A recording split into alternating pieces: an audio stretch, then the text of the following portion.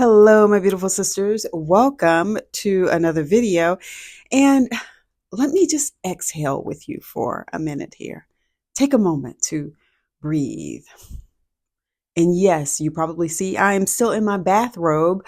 I got to the makeup, but not quite to the clothes yet. I haven't quite figured out what I want to wear today. So this is how I'm presenting. But you know what? It is okay.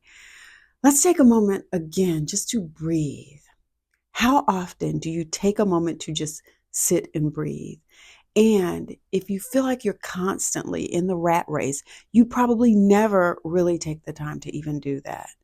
Experience the peace and the light before we start talking about the whole rat race that we live in. Sis, if nobody has said this to you today, let me be the one to say it loud and clear. I see you.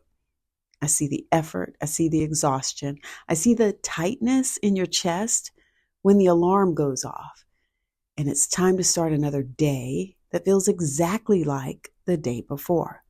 Another Monday, another set of back-to-back meetings, another round of fake smiles, another night where you hit the pillow wondering if this is really what life is supposed to feel like.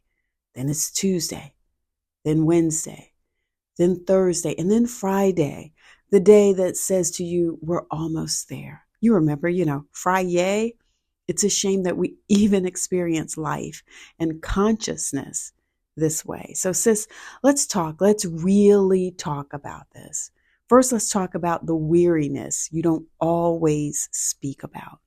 This rat race, it's a trap, a silent, ever spinning wheel that we're expected to run on day after day. Jobs we don't love, schedules that barely leave room to breathe, bills stacking up like bricks on our back, and dreams that sit on the shelf waiting for someday. Wait, let me ask you this question. When you pull up your calendar and it lists the days of week across the top, you know what I'm talking about. Have you ever seen a day of the week called someday? I didn't think so. You know what the rat race does best. It numbs us. It makes us forget who we are. It whispers, just make it through today and then tomorrow and then the day after that until you look up and realize that months have passed, even years, and you're still in the same cubicle, still running errands on autopilot, still living for weekends that never seem long enough. Some of us run on autopilot so well, we could probably open up a school and teach lessons.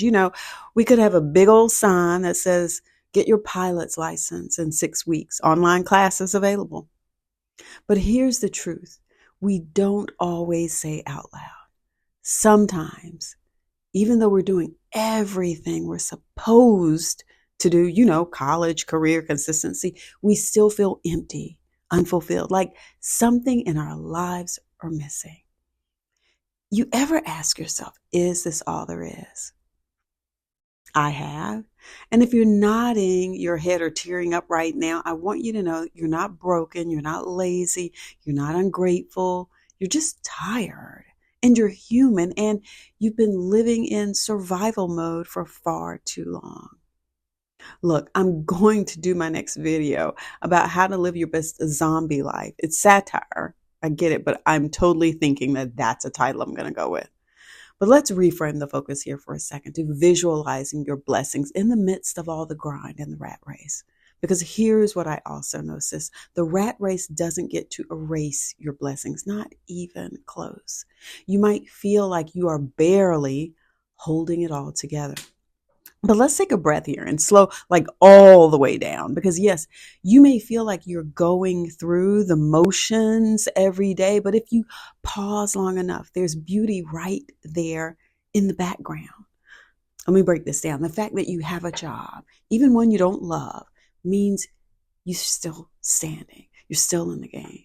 That paycheck, okay, now it might be stretched thin, but it's keeping the lights on, the fridge stocked, and the gas tank full. And beyond that, look, you woke up today because some people didn't. You opened your eyes and you had the chance to decide again that you want more for yourself. You want peace. You want purpose, passion. You want out of the rat race and into the life that God whispered to your soul late one night when you could not sleep. That dream that you carry, it's not dead, it's not silly, and it's not too late. So let's start right there at that point. If you're struggling with the rat, let's talk about some practical steps, practical skills to help you move toward healing and escape. All right, so I know what you're thinking. Okay, I get it, but how do I get out of this cycle? How do I move when I feel so stuck? Let's break this down with love and with intention. First, visualize what freedom actually looks like for you. Close your eyes and ask yourself, what would my ideal day feel like? Not just look like, but feel like. Where would you be? What would you be doing? Who would be around you? Start painting that vision and then write it down. Get it out of your head and out here in the world and in the light. Number 2, inventory your joy and your drains. Get a piece of paper and draw a line right down the middle.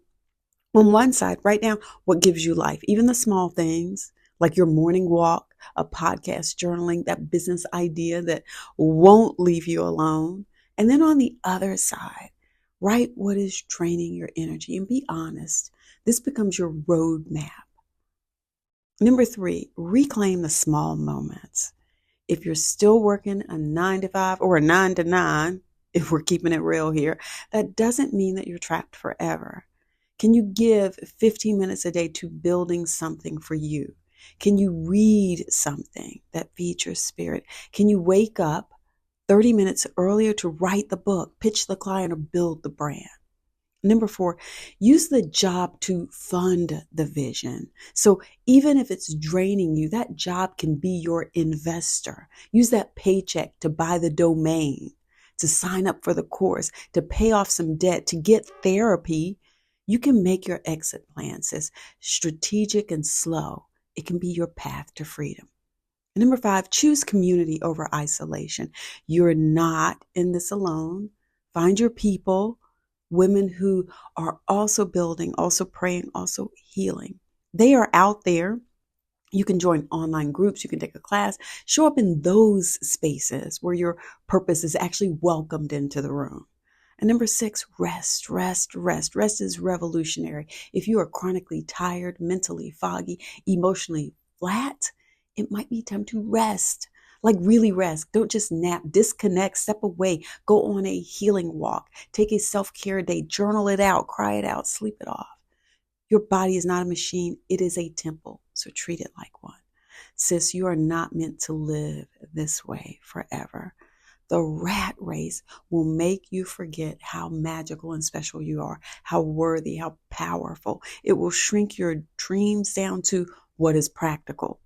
It will whisper, you should be grateful for this little bit, even when your soul is screaming for so much more. But let me tell you something radical.